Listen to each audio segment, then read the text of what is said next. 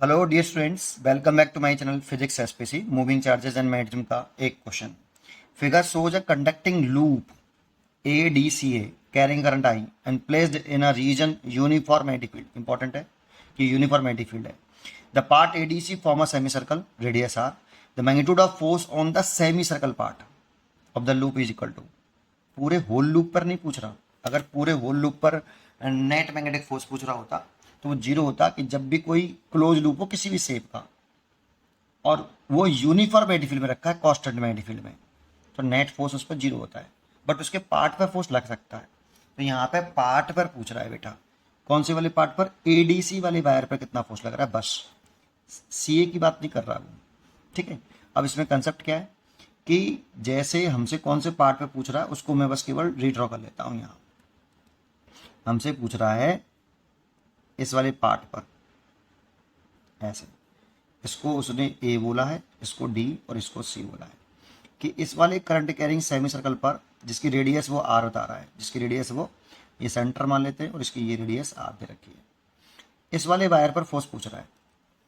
तो जानते हो जब हम फोर्स का मैग्नेटिक फोर्स का फॉर्मूला लिखते हैं I A वेक्टर बराबर I L vector cross B vector.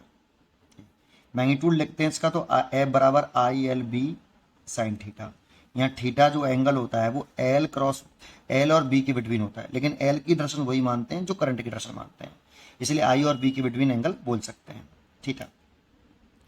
अब इंपॉर्टेंट इसमें L कौन सा लें? तो L सेमी सर्कल की रेडियस मत ले लेना कि इसकी लेंथ ले लो आप सेमी सर्कल की पाई आर। L जो होता है वो वायर के इनिशियल एंड और फाइनल एंड के बीच की शॉर्टेस्ट सेपरेशन होती है। तो इसमें जो L होगा वो 2R होगा। पर क्यों होगा 2R सर? तो अगर 2R पर क्यों होगा उसको समझना है तो उधर की तरफ चलते हैं, फिर क्वेश्चन तो खत्म। इसमें आप L की जगह 2R रख दो और इस वायर को AC वायर से, CA से नहीं AC वायर से रिप्लेस कर लो और उसकी लंबाई L हो गया 2R और एंगल हो गया 90 डिग्री। क्वेश्चन खत्म। बट ऐसा करा क्यों वो जरा समझते हैं। जैसे मान लो कि ये मैग्नेटिक फील्ड है, ऐसा तभी कर सकते हैं जब मैग्नेटिक फील्ड कांस्टेंट हो। मान लो कि ये मैग्नेटिक फील्ड है और कांस्टेंट मैग्नेटिक फील्ड है। मैं इसको समझा रहा हूँ कि हमने वो लेंथ क्यों ली। जैसे मैंने यहाँ पर एक वायर ऐसे ले लिया, मान लो टेढ़ा मेढ़ा कुछ भी ले लो ऐसे। इस वायर की यहाँ से यहाँ तक जो लेंथ है, यहाँ से यहाँ तक लेंथ है, वो आपकी L1 वेक्टर है और ये लंबाई आपकी L2 वेक्टर है। L2 लिख रहा हूँ, लंबाई लिख रहा हूँ, और ये लंबाई आपकी L3 वेक्टर है। इसमें करंट आई है, इसमें भी करंट आई है और इसमें भी करंट आई है। अब इस ये देखो तीनों स्ट्रेट वायर हो गए, एक स्ट्रेट वायर ये रहा, एक स्ट्रेट वायर ये रहा, एक स्ट्रेट वायर ये रहा, है ना। इन तीनों पर अगर मैग्नेटिक फोर्स की डायरेक्शन निकालूं तो I क्रॉस B, तो ये इधर आएगी, ये इधर आएगी और ये इधर आएगी। I cross B, L cross B की डायरेक्शन निकाली मैंने, लेकिन नेट फोर्स निकालूं उस पूरे वायर पर, तो नेट फोर्स लिखूं पूरे वायर पर वो F1, इस पर फोर्स लग रहा था F1 ऐसे, और इस पर फोर्स लग रहा था ऐसे F2 वेक्टर, और इस पर फोर्स लग रहा था ऐसे F3 वेक्टर। पर मैं इस पूरे वायर पर कितना नेट फोर्स लग रहा है उसे निकालना चाहें तो F2 vector plus F3 vector, vector form में लिख रहा है बेटा। और लिखें F1 वेक्टर की वैल्यू, तो करंट है I, ये वाला फॉर्मूला लगाओ वेक्टर फॉर्म में। I लेंथ है L1, मैग्नेटिक फील्ड है B, प्लस इसमें भी लेंथ करंट I है, लेंथ है L2 वेक्टर और मैग्नेटिक फील्ड है B, प्लस I लेंथ है L3 और मैग्नेटिक फील्ड है B। इस पूरे में से कॉमन क्या आ गया आपका? तो F vector is equal to, यहाँ लिख लेता हूँ, उसके लिए भी स्टेप छोड़ देता हूँ। F vector equal to I तो पूरे में से कॉमन आ गया, ये हो गया L1 cross B plus L2 cross B plus L3 cross B। इसमें से B कॉमन ले लो, तो L1 vector plus L2 vector plus L3 vector cross B vector. ये डिस्ट्रीब्यूशन लॉ हो गया देखो क्रॉस प्रोडक्ट का। अगर आप इसका अंदर मल्टीप्लाई करोगे क्रॉस प्रोडक्ट का डिस्ट्रीब्यूशन लॉ लगा दो, law of distribution of cross product, तो यही आ जाएगा। और इसको क्या लिख सकते हैं सोचो, L1 vector plus L2 vector plus L3 vector, तो इन तीनों का ये रिजल्टेंट वेक्टर हो गया। देखो ये वाला L वेक्टर, L वेक्टर लिख सकते हो आप कितना, L1 vector plus L2 vector plus L3 vector. तो इन तीनों लेंथों को रिप्लेस करके आप ये वाला लेंथ लिख सकते हो यहाँ पे, तो एफ वेक्टर आ जाएगा आपका आई ब्रैकेट में एल क्रॉस बी।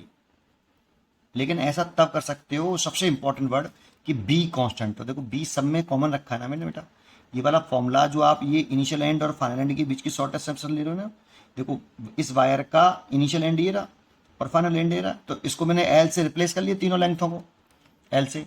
लेकिन ऐसा तब कर सकते हो जब बी मैग्नेटिक फील्ड कैसा हो, कांस्टेंट हो बेटा।